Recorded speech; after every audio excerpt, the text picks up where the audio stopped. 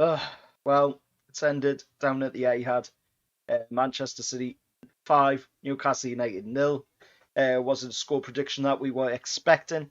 Everybody was expecting, of course, Man City to come away from this game with the win.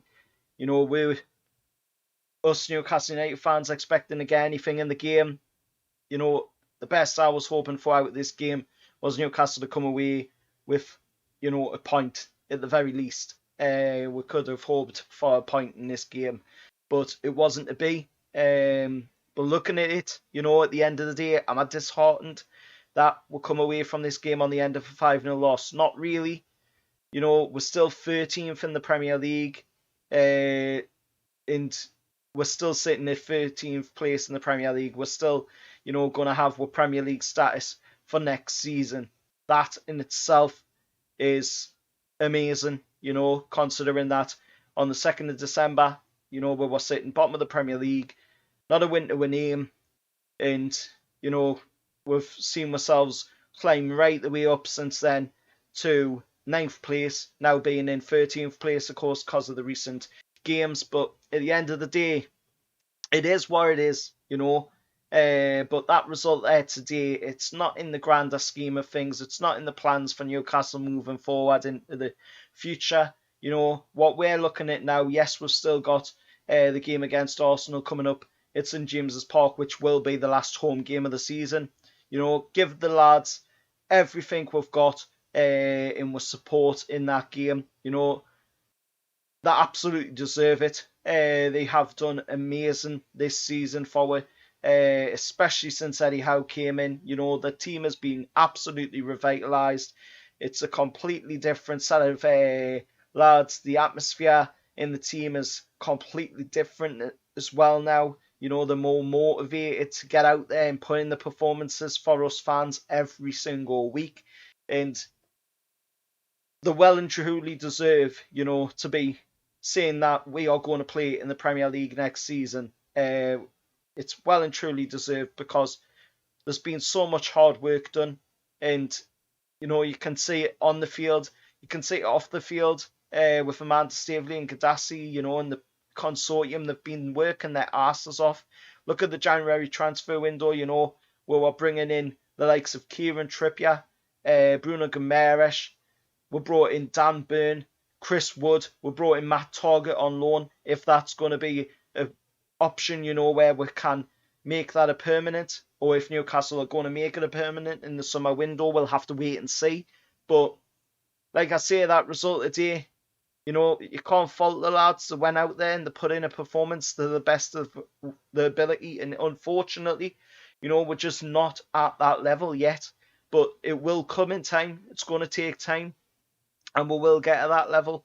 We will be able to go toe-to-toe with the likes of Manchester City. We've seen it in the past. Rafa was able to do it. And he was able to get a win at St James's Park against them. But at the Etihad, we haven't won there in 12 games against Manchester City.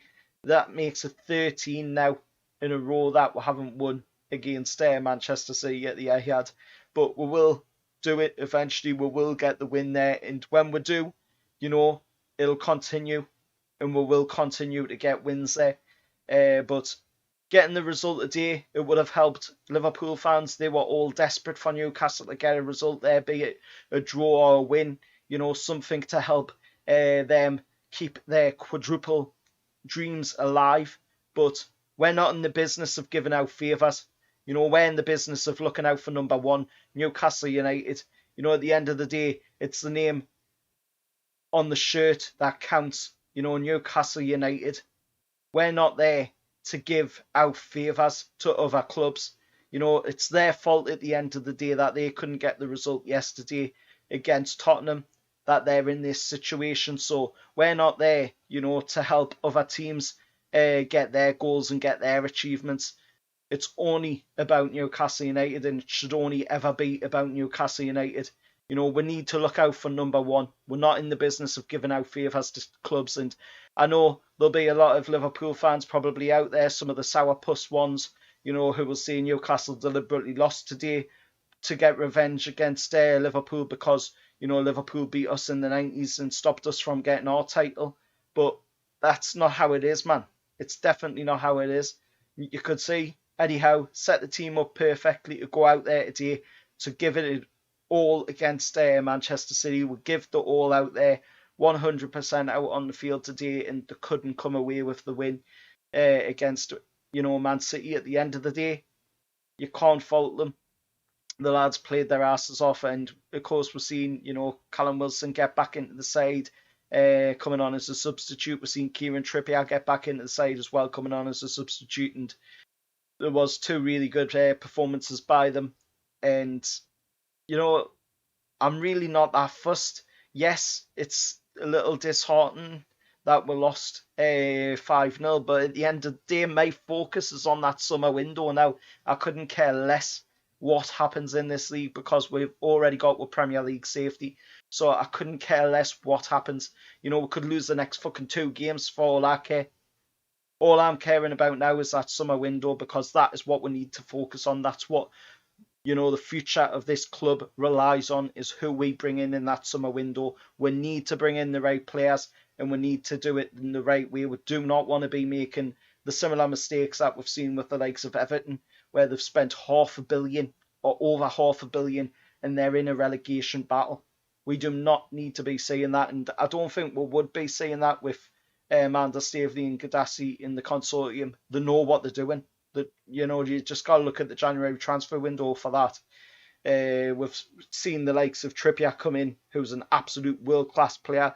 Yes, he's on the back end of his career, but he's still got a lot to give. He's played that level. He's played the game at the highest level. We've got Dan Burn, who's a local lad, knows what means to play in a black and white shirt. Chris Wood has come in. He's done his bit in the team at times as well. Matt Target coming in on loan from Aston Villa, and he's done his bit. Bruno Guimaraes has been fantastic since coming into the team, and he is becoming a cult hero at Newcastle.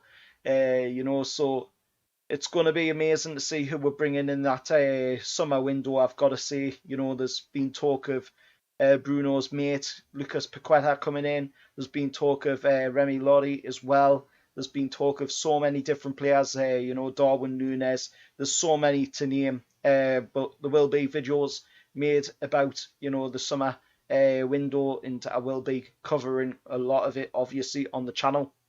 So do keep an eye out for that. There will be a preview out for the game against Arsenal. I am going to have an Arsenal fan on, or 2 Arsenal fans on, if I can. Of course, Luca and Stephen Fleetley, who will be coming on the channel and giving their side of the debate on how the game's going to play out, or how they think the game's going to play out for that game. So keep an eye out for that on the channel. And before I end off the video, I do want to say a massive shout out to the women's team as well, who played today before Newcastle. Of course, they played at Coach Lane and they took on Barnsley's women, and of course they came away from that game 8-1 winners, with Brooke Cochrane scoring 2 goals in the game, 1 in open play and 1 on the penalty spot, and Lauren Robson as well coming away from the game with a hat-trick and an assist in the game as well. And from what I heard, of course, Brooke Cochrane is meant to be retiring as well, so well done to her for everything she's done for Newcastle United women, and she got a special moment as well to be able to play in front of 22,000 Newcastle fans at St James's Park as well, which was absolutely fantastic for the women, and a big step forward for women's football Newcastle United and in the North East. And it's going to be amazing for all teams moving forward, from the first team right the way down to the under sevens and even further than that. It's going to be a great time for Newcastle moving forward. But let us know your thoughts down in the comments below. Like I say, I am a little disheartened that we didn't get something in the game today, but it's not in the grander scheme of things for Newcastle United moving forward. We do have other plans, and at the end of the day, we've still got Premier League safety. We're still sitting 13th in the table, and if we could get something out of the last 2 games, then it would be a benefit. But at the end of the day, if we lost them last two, it's not going to really matter much to me. We're focusing more on that summer window and who we'll be bringing in. Till next time, I'll see you all later. Please make sure to hit a like on this video if you did like it. Subscribe to the channel as well, as I'm currently on the road to 800 subscribers. If we can get to the 1,000 subscribers by the 12th of May, I don't think we're going to get there, but if we could, that would be absolutely massive, and I would really appreciate it. I never take any of the support to the channel for granted.